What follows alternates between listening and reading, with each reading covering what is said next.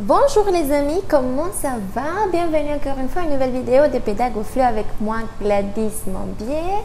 Hola chicos, ¿qué tal? ¿Cómo están? Como ustedes saben, esto es Pedagoflow con Gladys Mambier. Bienvenidos una vez más a una nueva clase. Alors, pour aujourd'hui, on va travailler un sujet que vous m'avez demandé particulièrement. Lola Enciso sur Facebook, il m'a envoyé un message et il voulait savoir un peu plus par rapport les pronoms I et les pronoms en. Alors, j'espère que ça va être très utile pour vous tous. Aujourd'hui, on va juste travailler les pronoms I et dans une prochaine vidéo, on va travailler le pronom en. Alors, comme toujours, on va voir l'utilisation du pronom I et aussi la place du pronom I dans la phrase et bien sûr, quelques exemples. Le pronom I remplace un complément de lieu introduit par une préposition évidemment. Toutes les prépositions de lieu que vous connaissez, sauf de. Par exemple, à, qu'on utilise toujours devant le vil, sur, sous, à côté de, en face de, en devant les pays féminins, AUX devant les pays pluriels, AU devant les pays masculins, etc. Ok? Par exemple, elle est dans sa chambre. Elle est dans sa chambre. Alors, on a un lieu. Quel est le lieu? Sa chambre. Et on a besoin aussi d'éliminer la préposition qui a introduit ce lieu.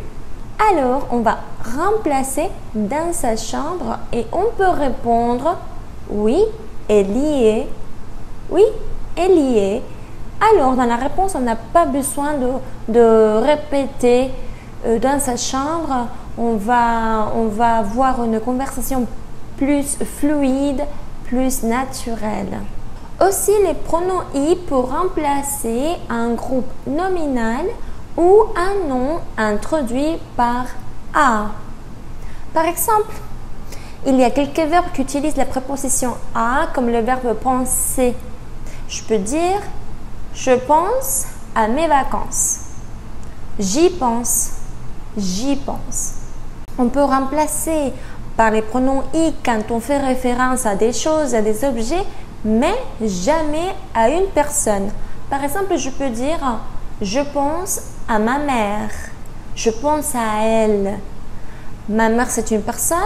Elle ne peut pas être remplacée par les pronoms I. Ok? Attention à ça. Je vais vous montrer des phrases où on peut remplacer des lieux avec les pronoms I. Pierre va souvent à Paris. Il y va 2 fois par semaine. Alors, j'ai fait 2 phrases autour d'un même lieu. Je n'ai pas besoin de répéter à Paris. On sait déjà de quel lieu on parle. Donc, je n'ai pas besoin de le répéter dans la deuxième phrase. Il y va 2 fois par semaine. Ok? Numéro 2. Mon frère habite au Canada. Il y habite depuis plusieurs années. Mon frère habite au Canada. Il y habite depuis plusieurs années. La même chose, je ne dois pas répéter ni le lieu ni sa préposition. Numéro 3. Pierre est dans sa chambre. Il y est depuis ce matin. Pierre est dans sa chambre. Il y est depuis ce matin. 4. Ton sac est sur la table. Il y est depuis hier. Ton sac est sur la table. Il y est depuis hier. 5. Tu pars en Espagne cet été? Oui, je vais y aller au mois d'août. Tu pars en Espagne cet été? Oui, je vais y aller au mois d'août. Numéro 6. Pierre est allé chez le pharmacien? Oui, il y est allé. Alors, observons encore une fois toutes les 6 phrases que je vous ai montrées tout à l'heure. Les voici. Alors, où est-ce que vous voyez le pronom I? il garde presque toujours la même place et c'est avant le verbe. Dans tous les exemples présents, il est toujours devant le verbe. Par exemple, il y va 2 fois par semaine, il y habite depuis plusieurs années, il y est depuis ce matin, il y est depuis hier. Toutes ces 4 phrases sont au présent de l'indicatif et le pronom I va être avant le verbe. Alors, la phrase numéro 5 est un petit peu différente parce que c'est le futur proche. Et dans ce cas-là, le pronom I va être au milieu entre les 2 verbes, comme un sandwich. Je vais y aller.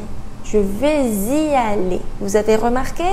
Alors, le pronom I dans ce cas-là va être au milieu entre le verbe auxiliaire aller et le verbe à l'infinitif. Et la dernière phrase, c'est au passé composé. Et on a aussi besoin de 2 verbes, un auxiliaire et un verbe au participe passé. Mais dans ce cas-là, je vais placer les pronoms I tout devant l'auxiliaire et le verbe au participe passé, comme vous pouvez constater. Il y est allé. Alors jusqu'à là c'est facile, n'est-ce pas? Ce sont des phrases affirmatives. Maintenant, comment on fait avec la négation? Alors c'est très simple, vous mettez toujours le ne et le pas. Et voilà, entre le ne et le pas, vous devez avoir le verbe conjugué et les pronoms I aussi va être au milieu. Il va toujours garder sa place devant le verbe. Par exemple, je vais mettre les exemples que je vous ai donnés tout à l'heure. On va le transformer à la forme négative. Faites attention. Alors, il y va 2 fois par semaine. Il n'y va pas 2 fois par semaine. Il y habite depuis plusieurs années. Il n'y habite pas depuis plusieurs années. Il n'y habite pas depuis plusieurs années. Il y est depuis ce matin.